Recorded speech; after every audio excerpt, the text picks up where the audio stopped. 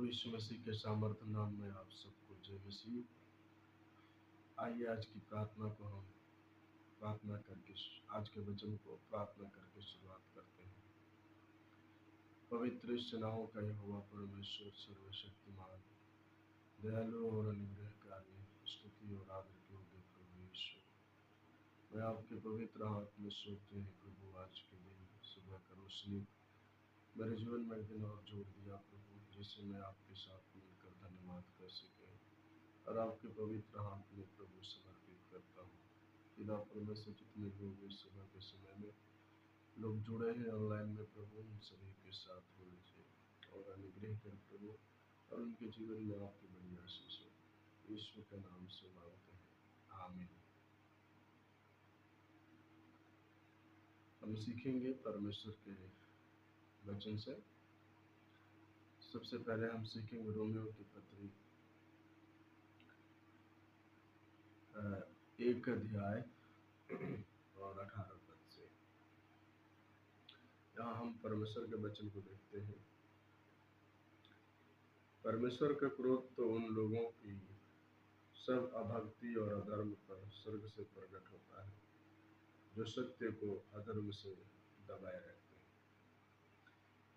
यहाँ पर हम देख रहे हैं कि परमेश्वर का क्रोध उन लोगों के ऊपर में है,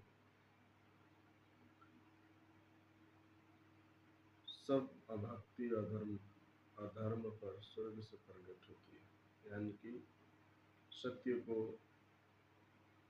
अधर्म से दबाए रखते हैं। जितने इंसान धरती के ऊपर में परमेश्वर के सत्य को जानने के बावजूद भी लोगों ने सत्य को प्रकट नहीं किया, और लोगों ने जो है कि परमेश्वर को, सच्चाई को झूठ में बदल कर लोगों ने जो है कि संसार के मूर्ति पूजा को पसंद किया। हम यहाँ देखते हैं परमेश्वर के वचन से परमेश्वर का क्रोध उन लोगों के सब अभक्ति अधर्म पर स्वर्ग से प्रकट होती है।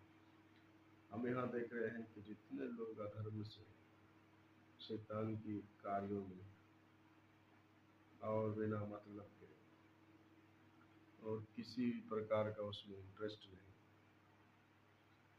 और सत्य को दबाए रखते हैं, ऐसे लोगों को परमेश्वर का उनके ऊपर में क्रोध है। इसलिए कि परमेश्वर के विषय का ज्ञान उनके मनों में प्रकट है। इधर में हम देखते हैं 19 पद में कि उनके मन में परमेश्वर का ज्ञान तो है, लेकिन ज्ञान को लोग बताते नहीं, वो लोग शेयर नहीं करते हैं, वो लोग सत्य को दबाए रखते हैं, अधर्म को उजागर करते हैं। और यहाँ पर वही बात हमें देखने को मिलती है। इसलिए कि परमेश्वर के विषय का ज्ञान उनके मनों में प्रकट है, क्योंकि परमेश्वर ने उन पर प्रकट किया है। तो यहाँ पर हम देख रहे हैं परमेश्वर ने उनके ऊपर में प्रकट तो की है, सारे वेद की बात उनको प्रभु ने दिया है, लेकिन वो मनुष्यों के सामने प्रकट नहीं करते, बताते नहीं सत्य क्या है। जैसे प्रभु यीशु ने बोला कि सत्य को जानोगे और सत्य तुम्हें स्वतंत्र करेगा। तो लोग सत्य को जानने के बाद भी जो है कि सत्य को प्रकट नहीं करते हैं, जबकि बाइबल हमें सिखाती है कि जो भलाई करना जानता है और भलाई नहीं करता तो पाप करता है। तो हमें जानने के बावजूद भी यदि हम भलाई न करें तो ये हमारी मूर्खता है। इसलिए हमको भलाई में पीछे नहीं हटना है, और हमें भलाई के लिए परमेश्वर ने ही चुना है। तो यहाँ हमें परमेश्वर के वचन को देखते हैं कि परमेश्वर के ज्ञान को जानने के बाद भी उन्होंने भलाई नहीं करना चाहा, और न ही भलाई के विषय में, न सत्य के विषय में प्रकट किया। वचन को उन्होंने बताया ही नहीं कि सत्य क्या चीज़ है, बल्कि उन्होंने उल्टा ही क्या करना शुरू कर दिया, क्योंकि उसके अनदेखे गुण अर्थात उसकी सनातन सामर्थ और परमेश्वर तत्व जगत की सृष्टि के समय से उसके कामों के द्वारा देखने में आते हैं, यहाँ तक कि वे निरुत्तर हैं। यहाँ हम देख रहे हैं परमेश्वर के वचन को अनदेखे गुण, है ना, परमेश्वर के उसके अनदेखे गुण अर्थात उसकी संतान सनातन, सनातन, है ना। यहाँ पर शब्द आया है सनातन। आदि में वचन था, वचन परमेश्वर के साथ था, वचन ही परमेश्वर था, उसमें जीवन था और जीवन मनुष्य का ज्योति था, उसके बिना कोई वस्तु उत्पन्न न हुआ। यहाँ हम देख रहे हैं कि परमेश्वर सनातन सामर्थ्य है जो मनुष्य के ऊपर अपने सामर्थ्य को प्रकट करता है। और यदि हम परमेश्वर के सत्य को जानने के बावजूद भी और यदि हम सत्य को प्रकट न करें तो ये हमारे लिए मूर्खता है।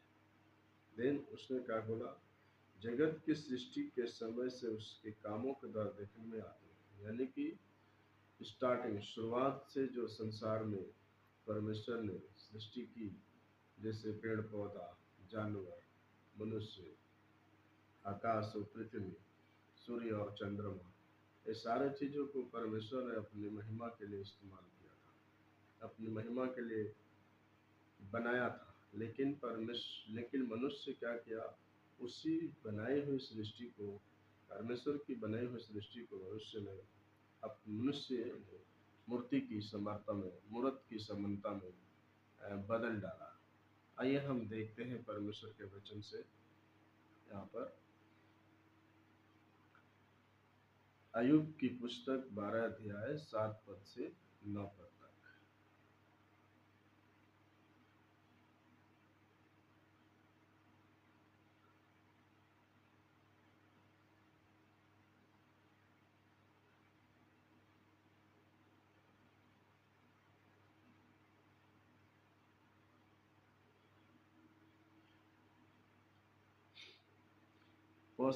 पशुओं से तो पूछो और वे तुझे सिखाएंगे, और आकाश के पक्षियों से और वे तुझे बताएंगे।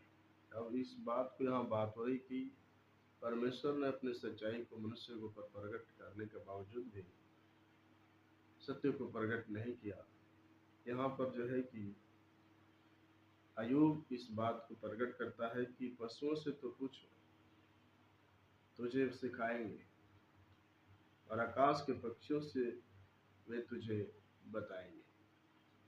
यहाँ हम देख रहे हैं कि आकाश के देखो, पशुओं को देखो, वो भी उठ के आराधना करते हैं, वो भी परमेश्वर की महिमा करते हैं।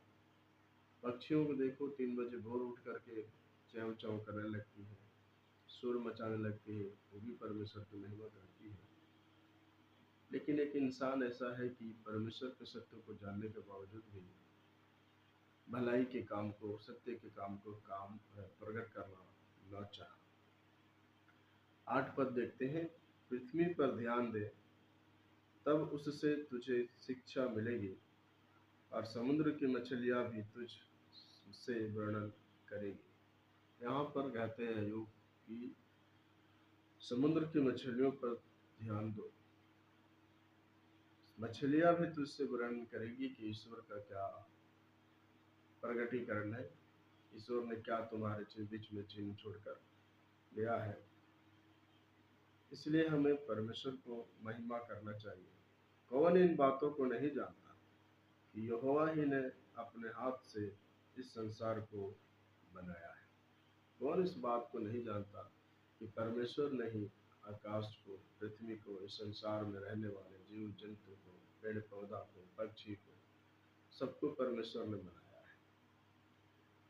तो हम परमेश्वर की स्थिति से छिप नहीं सकते, परमेश्वर की नज़र से हम छिप नहीं सकते हैं, क्योंकि आंखों के सामने दिखाई देता है कि आकाश परमेश्वर की सृष्टि है, पृथ्वी परमेश्वर की पैर रखने की चौकी है, सिंहासन आकाश जो है परमेश्वर का सिंहासन है। तो हम जो है कि अपने आप को देखते हुए भी अंधा न बने। हमको, हमारे ऊपर में यदि परमेश्वर ने सत्य को प्रकट किया है तो उस सत्य को हमें दूसरों तक पहुंचाने का काम करें। रोमियो की पत्री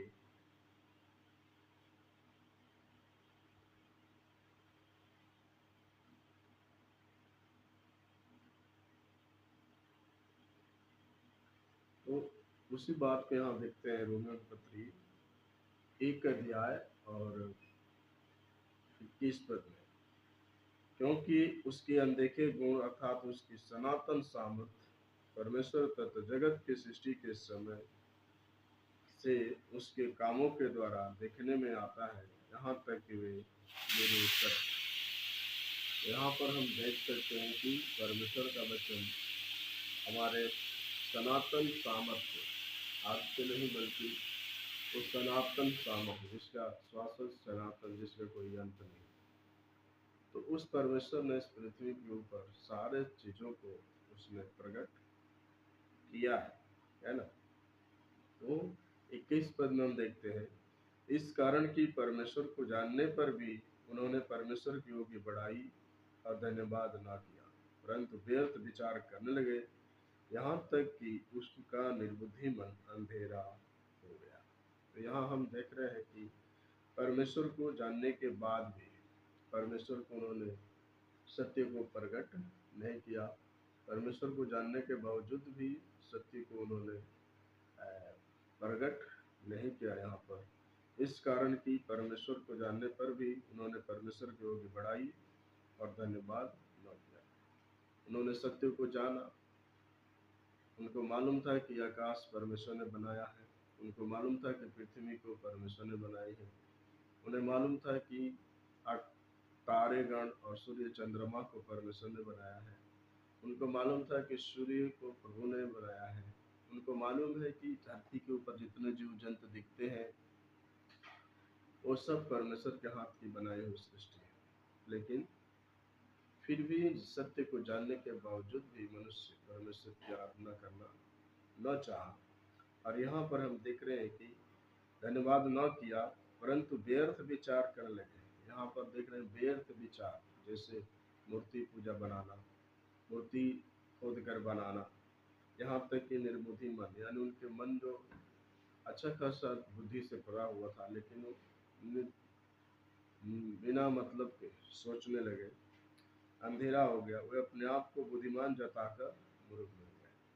तो यहाँ पर देख रहे हैं कि अपने आप को बुद्धिमान जताकर मूर्ख बन गए। उनके मन में था कि परमेश्वर को जानने के बावजूद भी उन्होंने इस बात को प्रकट नहीं किया। और यहाँ परमेश्वर के वचन कहते हैं वे अपने आप को बुद्धिमान जताकर मूर्ख बन गए, यानी कि बहुत ही बुद्धिमान समझे। मनुष्य अपने आप को बहुत बुद्धिमान समझा, लेकिन यहाँ परमेश्वर के वचन कहता है कि अपने आप को बुद्धिमान भी समझकर उन्होंने बड़ाई परमेश्वर का नहीं की, बल्कि परमेश्वर को उन्होंने सम्मान नहीं किया। उन्होंने यहाँ परमेश्वर के वचन लिखा है यिर्मयाह 10 के 14 पद में,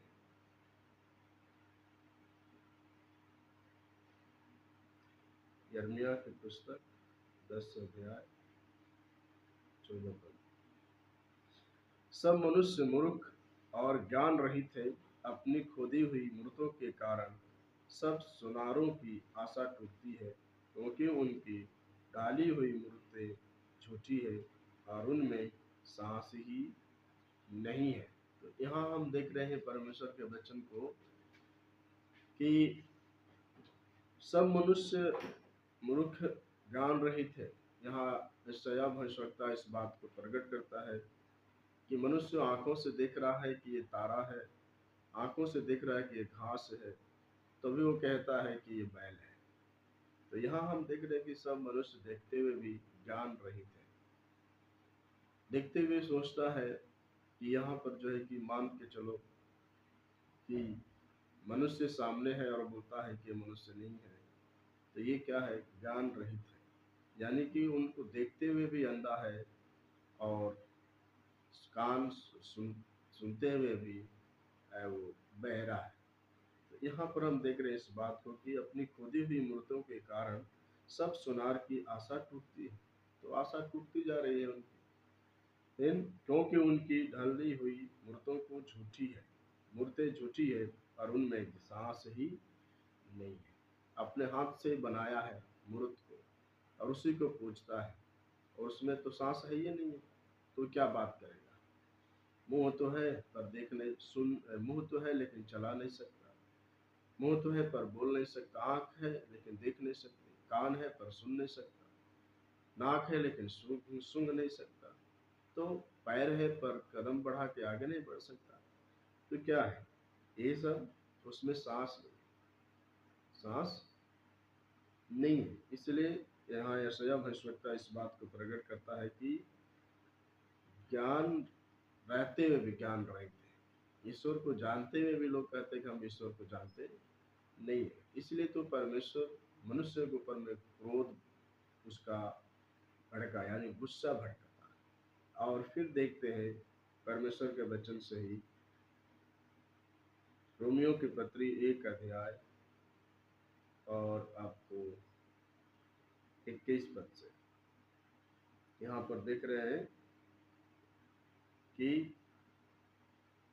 इस कारण परमेश्वर ने उन्हें मन की अभिलाषाओं के अनुसार अशुद्धता के लिए छोड़ दिया कि वे आपस में अपने शरीरों का अनादर करें।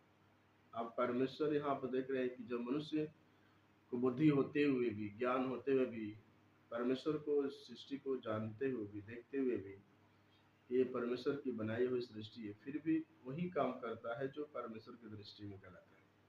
तो परमेश्वर ने राष्ट्र में क्या कर दिया? उनके कामों के अनुसार अशुद्धता के लिए छोड़ दिया कि वे आपस में शरीरों का अनादर करें। तो यहाँ पर हम देख रहे हैं कि उसने छोड़ दिया है। देन 25 पद यहाँ देख रहे हैं, इस कारण क्योंकि उन्होंने परमेश्वर की सच्चाई को बदलकर झूठ बना डाला और सृष्टि की उपासना और सेवा की, ना कि उस सृजनहार की जो सदा धन्य है। आमीन। तो यहाँ हम देख रहे हैं कि परमेश्वर की सच्चाई को झूठ में बदल डाला। किसी को 4 पैर दे दिया, किसी को 10 हाथ दे दिया, किसी को एक शरीर था तो किसी को 12 शरीर दे दिया। इस प्रकार के मनुष्यों ने धरती के ऊपर में अपने अपने विचार से मूर्ति को बनाकर पूजना शुरू किया और परमेश्वर की आराधना करना छोड़ दिया। तो इस बात को यहाँ हम देखते हैं कि मनुष्य परमेश्वर से बहुत दूर चला गया, जबकि मनुष्य परमेश्वर के हाथ की बनाई हुई सृष्टि है। परमेश्वर उनसे बहुत प्रसन्न था, लेकिन छोड़ा कब मनुष्य को? जब परमेश्वर की उन्होंने मनुष्य बात नहीं मानी, उसी दिन परमेश्वर मनुष्य को छोड़ दिया और उन अनर्थ कामों के लिए उनको छोड़ दिया। और यहाँ देखते हैं कि जब झूठी बना रहा, कभी 4 पैर वाला भगवान बना लिया, तो कभी 10 पैर वाला, 10 हाथ वाला भगवान बना लिया। ऐसे कर करके मूर्ति की समानता में परमेश्वर की सृष्टि को बदल डाला और अंत में परमेश्वर की उपासना करना छोड़ दिया। और यहाँ हम देख रहे हैं कि परमेश्वर का क्रोध मनुष्य पर भड़कता है और मनुष्य यहाँ पर देखता हूँ कि नाश की ओर चला जाता है। सो इस वचन के द्वारा सुने जाने पर परमेश्वर आप